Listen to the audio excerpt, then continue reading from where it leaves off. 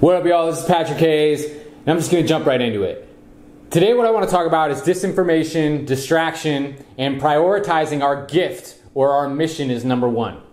Because there's so much disinformation in the world, there's so many distractions in the world, there's so many things biting for our attention right now that what we need to learn how to do is prioritize our gift, prioritize our creation and what we're bringing to the world, and make that the number one priority so that we don't find ourselves always sucking at other information, being whipped around, moved around by the different things in the media, by the different things in our environment, and we're actually bringing something to the table. We're bringing a solution to the table, and we're uploading as opposed to downloading. I've talked about this before as far as being a creator, not a consumer, creator consciousness, not reaction consciousness.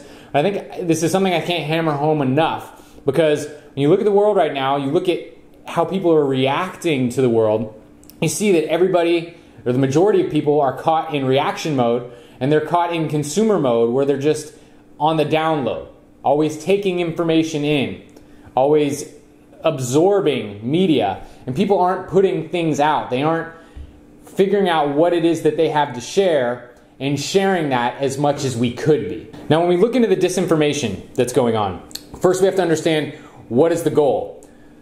There's several different goals. One would be to harvest our energy in the sense where, if we have creative energy, creating some sort of false flag or some sort of really intense situation that's going down in the reality that takes everybody's attention and takes their energy away from them, that prevents people from having the energy to use for positive creative purposes and feed that back into the collective. Therefore, it lowers the amount of change that we can create as a collective because we don't have our energy. We've given it away to some sort of other thing in the reality.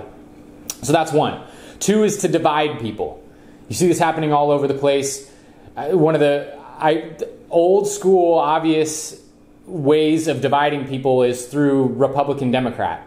You see there's two different parties, and it's always this big battle between one side or the other side. And it keeps the people divided, keeps people arguing amongst each other, when really, if we looked at what's really important for all of us and focused on that, as opposed to like fighting the other team, we'd actually make a lot more progress. So, division. And ultimately what this creates is complacency. Now, if you think about it, what creates change in the world? We're like this big collective consciousness that is ultimately one consciousness, but each individual node of the consciousness has input on what happens on the physical dimension.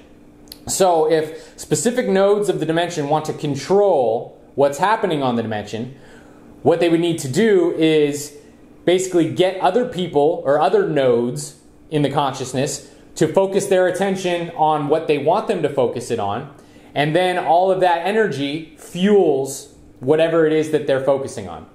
So if I was, a diabolical person that was trying to control the world, what I would do is I would create all sorts of really dramatic things that would draw the attention of the people, and then I would try to persuade their consciousness to think a certain way or do a certain thing that would help fulfill whatever my agenda was. What I would also do is keep them distracted, especially the ones that have the intention of creating change that is contrary to what I want to create. So I start looking at all these people waking up, these people that are uncovering all of the corruption in the world, that were the whistleblowers, or the people following the whistleblowers, and I would try to warp the way that they were looking at things. And now you see why these disinformation campaigns are so rampant amongst the community of whistleblowers, amongst the community of whatever you want to call it, light workers, way showers, people that are actually stepping up and trying to make a change. Because these are the people that are the threat. So how do we get the threat out of the way or make them complacent, which is essentially what many of these movements are trying to do? Well, they either divide the people by putting some information out that divides a group that was otherwise connected or otherwise would be working for the same purposes, or they take the attention of the people off of their mission, their gift, and doing what they want to do, and bring it on to something else. And ultimately what they do is create complacency in the people. And they do it in a way that's really flashy, that keeps us on the edge of our seat, that keeps us just kind of waiting for the next morsel of information or wanting to scour the internet, looking for all the details. And even this whole idea of false conspiracies has conspiracy people trying to figure out which conspiracies are right, which conspiracies are false, what is true information, what is disinformation, and even that whole hustle of figuring out, well, what is real, what is not real. This is a trick too, because it keeps us spinning our wheels and not actually taking action. Now, is it important to be aware of what's going on, or to at least have an idea of what the different things that are coming up in the reality are? Of course that's important. But what needs to be the number one priority is how to execute bringing our gift to the world, how to execute uploading the vibrational change that we want to see. If our number one priority is to get home and watch the next conspiracy thing and then ponder on that and then think about, what's really going on and try to get to the bottom of that, then we're actually not uploading. We're just still downloading. And this is the difference. Are we uploading or are we downloading?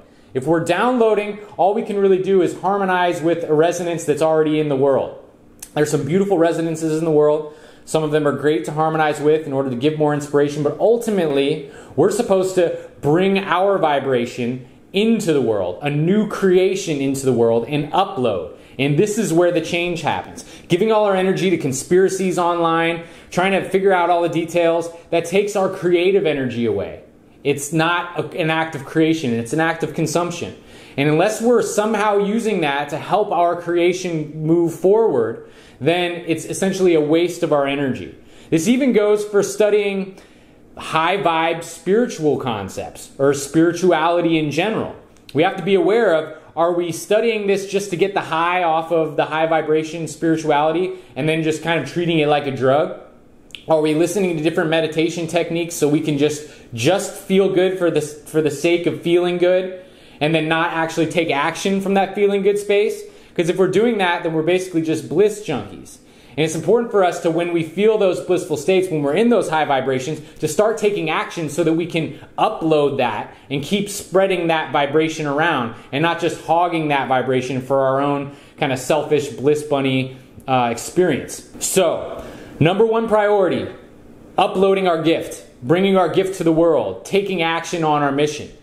So many distractions out there. How do we identify and prioritize what we're going to do with our time? Well, if we make the number one priority bringing our gift forward, if some information is really compelling and tugging on us, we can ask ourselves the question, is this information going to help me bring my gift forward more?